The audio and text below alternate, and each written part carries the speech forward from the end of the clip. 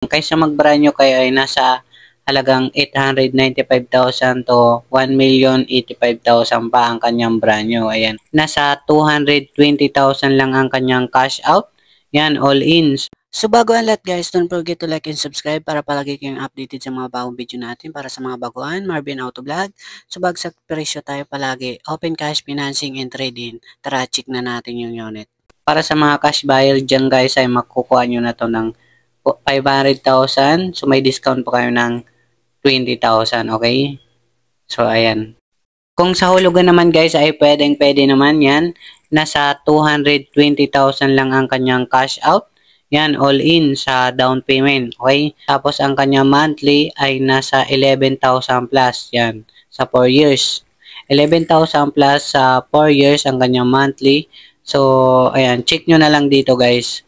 So, thank you guys. Yan, napakaganda makina. Thank you.